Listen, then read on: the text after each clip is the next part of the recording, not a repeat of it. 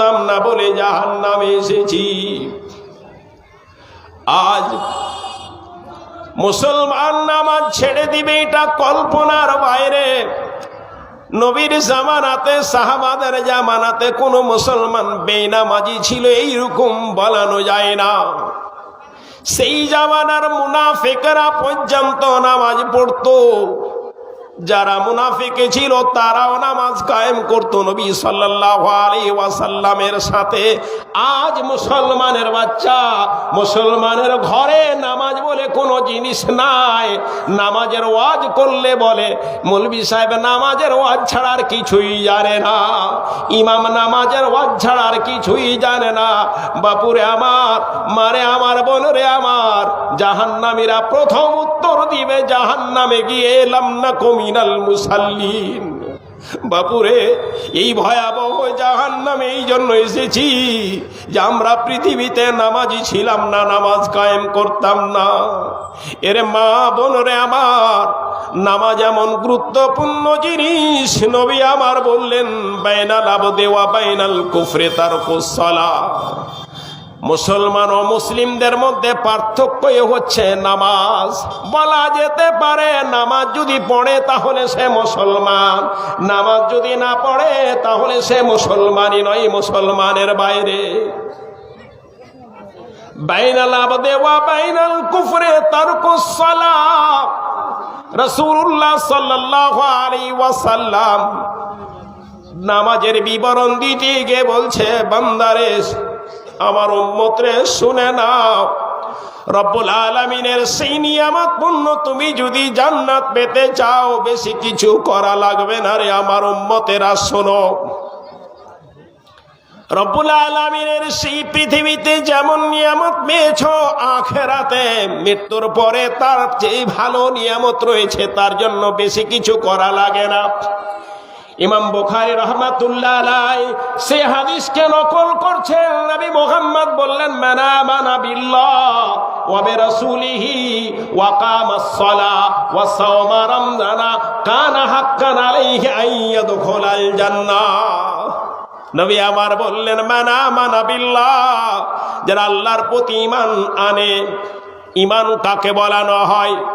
ঈমান কোনো বড় জিনিস নয়। নবী মুহাম্মদ সাল্লাল্লাহু আলাইহি ওয়াসাল্লাম তিনি ঈমান কাকে বলানো হয়? কালেমা তাওহীদ, লা ইলাহা ইল্লাল্লাহ, মুখে উচ্চারণ করা। লা ইলাহা ইল্লাল্লাহ মুখে উচ্চারণ করা, অর্থাৎ লা ইলাহা ইল্লাল্লাহ পড়া। নবী আমার বললেন, আফজালুজ যিকরে লা ইলাহা ইল্লাল্লাহ, সবচেয়ে উত্তম জিকির হচ্ছে লা ইলাহা ইল্লাল্লাহ।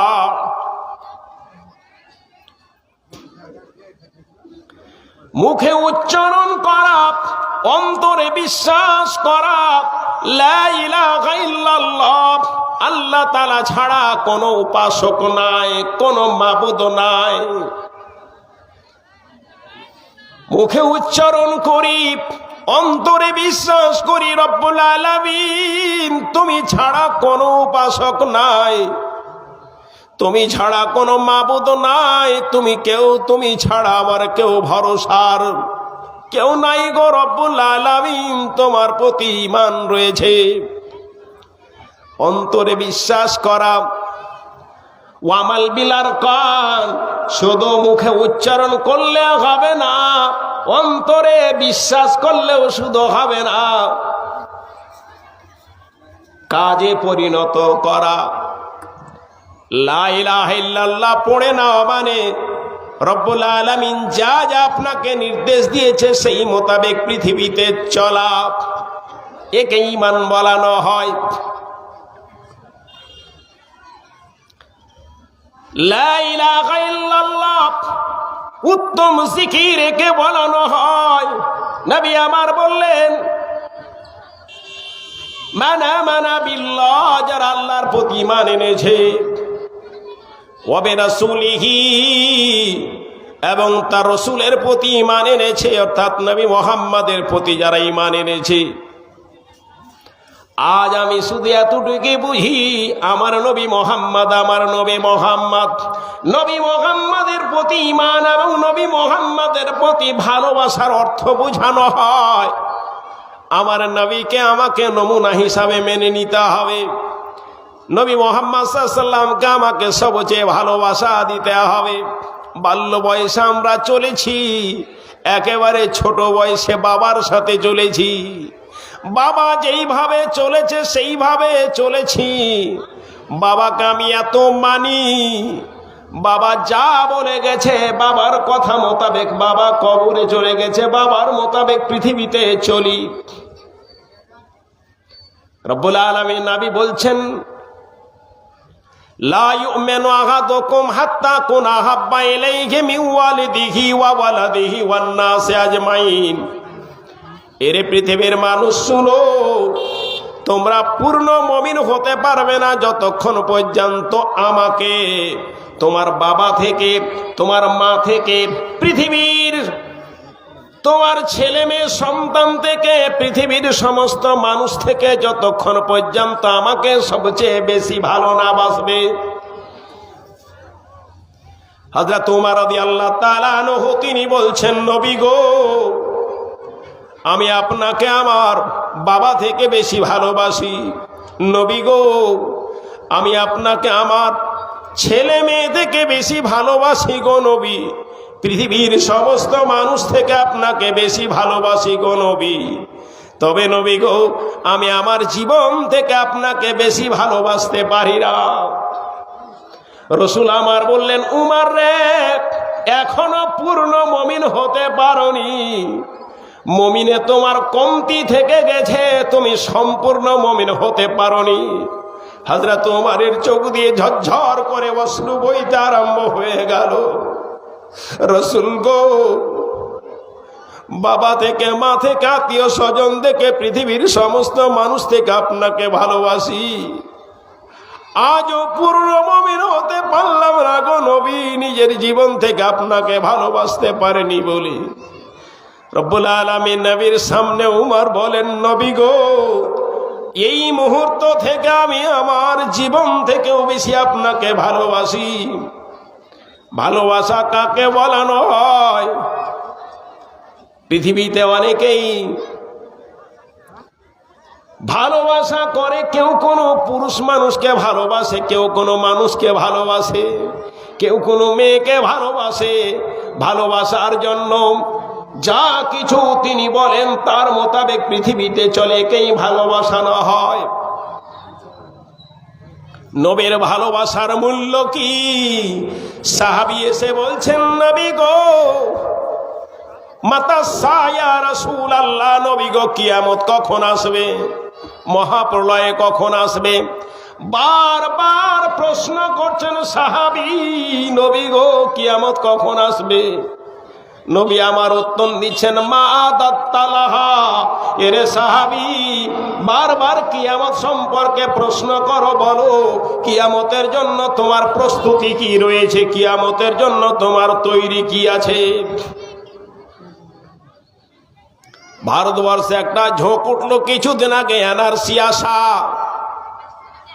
এনআরসির জন্য আসামে এনআরসি হলো, পশ্চিম বাংলা তো এনআরসি হবে, তার জন্য পশ্চিম বাংলার মাননীয় মুখ্যমন্ত্রী এনআরসি হতে দিব না, দিব না, দিব নাই করে অনেক আলোচনা করলো। তারপর বলানো হলো, সুযোগ সমস্ত দপ্তরকে বলে দেওয়ানো হলো, যাদের এনআরসির জন্য কাগজপত্রে ভুল রয়েছে সমস্ত তোমরা ঠিক করে নাও। সময় বেঁধে দিল, এই সময়ের মধ্যে যা কিছু রয়েছে সমস্ত ঠিক করে নাও। কারণ কম্পিউটার এমন একটা জিনিস, মনিরুল নাম রয়েছে, MONIRUL, ওখানে যদি MA লিখে দেয় তাহলে ওটা সাপোর্টে নিবে না। আধারে আপনার MA দিয়ে রয়েছে, ভোটারে আপনার MO দিয়ে রয়েছে, স্কুলের কাগজে আপনার MO দিয়ে রয়েছে, বিভিন্ন জায়গাতে রয়েছে। বলানো যেতে পারে এটা মানুষ একা হতে পারে, তবে এর কাগজ একাই নয়, সুতরাং এটা সেই মানুষ নয়। কার কথা বলবো? প্রথমে আমার একটা সিম নিয়েছিলাম যেটা MA দিয়েছিল, MA দিয়ে প্রথমে ভোটারে ছিল, বহুদিন পর সেই মোবাইল হারিয়ে যায়, সিম নিতে গেলাম। গত বছর সিম নিতে যখন যায়, মোবাইলটা হারিয়ে যাওয়ার কারণে বলছে আপনার এটা নয়, ভোটার লাইন দিচ্ছে, সবকিছু বলছে, বলছে সিম তো তারই নামে রয়েছে, তবে এই মানুষটা সেই মানুষ নয়। কিছুতেই সাপোর্ট করছে না, বলছে না এটা আপনার সিম নয়। বারবার বলার পরে বলছি সিম আপনি পেতে পারেন, আপনার আগের ফটো এই ফটো, আগের নাম এই নামের সাথে কোনো সম্পর্ক নাই। কেমন সম্পর্ক নাই? শুধু একটা এম আর এ, এম ও, এই পার্থক্যের জন্য আপনার কিছুতে আর মিল হচ্ছে না, একেবারে ডিনাই করে দিচ্ছে। সর্বশেষে প্রিপেড পোস্টপেড বলে কি রয়েছে সেইভাবে করানো হলো। তারপর আমাকে পাওয়ানো হলে সেই দিন ভেবেছিলাম আমাদের রাজ্যের মাননীয় মুখ্যমন্ত্রী তিনি এইভাবে সুযোগগুলো খুলে দিয়েছেন। আজ যদি এনআরসি হয়ে যায়, প্রতিটা মুসলমানের নাম ঠিক করে দেওয়ানো হয়েছে, ঠিক করে দেওয়ানো হয়েছে। কদিন আগে সেই বিগত মিটিংয়ে ইটাহারের আইসি অজিত বাবু তিনি বলছেন, আমি বললাম মিটিং করে আমাকে নিয়ে কি হবে, কারণ মুসলমান তো বারবার আপনারা বলেন এটা এই ভুল রয়েছে ওই ভুল রয়েছে, এনআরসি আমরা ভারতেরই নয়, ঝামেলা করেন। বলছে মাওলানা আপনার কাগজের কথা কি বলছেন? আমার নিজের কাগজের একটাও ঠিক নাই। আধারে আলাদা নাম, ভোটারে আলাদা নাম, রেশনে আলাদা নাম। আমার বাবার নাম কোনো ভাইয়ের সাথে মিল হয় না। আমার যে কাগজের সাথে আমার বাবার নাম রয়েছে তার স্পেলিং আলাদা, আমার ভাইয়ের সাথে যে নাম রয়েছে তার স্পেলিং আলাদা, আমার বোনের সাথে যে নাম রয়েছে তার স্পেলিং আলাদা।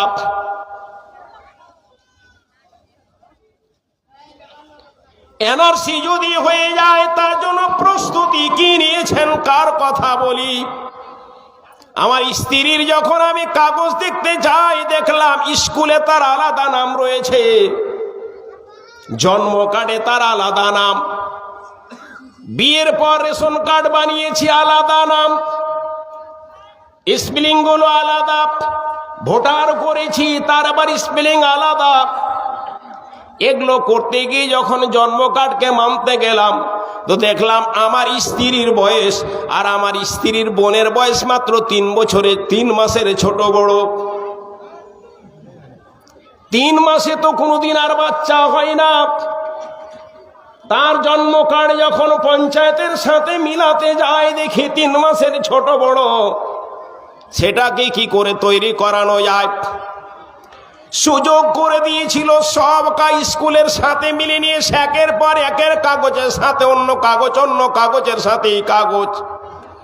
এই করে এক মাস্টার মশাই বললেন আপনি ঘাবড়ায়েন না, সব আমি ঠিক করে দিচ্ছি আপনার।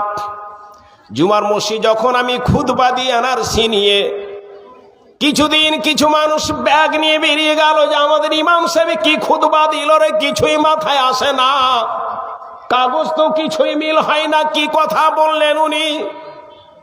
মাথায় খারাপ হয়ে যায়, কাগজ নিয়ে দৌড় শুরু করে। কিন্তু আমার জুমা মসজিদ যেমন জুমা মসজিদ, সেখানে লক্ষ্মীর ভান্ডার হলেও ঘোষণা করি আমি, দুয়ারে সরকার হলেও ঘোষণা করি আমি, ভোটের আপডেট করতে গেলেও ঘোষণা করি আমি, আধার করতে গেলেও ঘোষণা করি আমি। বলে আমার গ্রাম এই কাগজপত্রের বিষয়ে অত্যন্ত অ্যাডভান্স রয়েছে, কোথাও কোনো কারোর ভুল নাই। বাপুরে এনআরসি যদি আজকে হয়ে যায় তাহলে কাগজের সাথে মিল যদি করতে চায় তাহলে 100% আপনি ঠিক জায়গাতে পৌঁছে যাবেন, কারণ আপনি প্রস্তুতি নিয়ে আছেন। আজই হোক কাল হোক এনআরসি আমার যায় আসে না। আমার বাপও হচ্ছে ভারতবাসী, আমার দাদু হচ্ছে ভারতবাসী, আমার 14 গোষ্ঠীও রয়েছে ভারতে, জমির ডিড রয়েছে, কাগজপত্র সব ঠিকঠাক রয়েছে, আমি প্রস্তুতি নিয়ে রয়েছি। সাহাবী জিজ্ঞাসা করছেন মা দাতা রব্বুল আলামিন মাতাস নবী গো, মাতা কিয়ামত কখন আসবে? নবী আমার বললেন মা দাতালাহা, এরে সাহাবী তুমি কিয়ামতের জন্য কি তৈরি করেছো, কিয়ামতের জন্য তোমার প্রস্তুতি কি রয়েছে? সাহাবীটি বলছেন একটা পুঁজি আমি নিয়ে রয়েছি গো নবী, ওহিব্বাল্লাহ ওয়া রাসূল আহাব্বাল্লাহু ওয়া ওয়া রাসূলাহু, নবী গো আমি আল্লাহকে ভালোবাসি, ওগো নবী মুহাম্মদ আমি আপনাকে ভালোবাসি।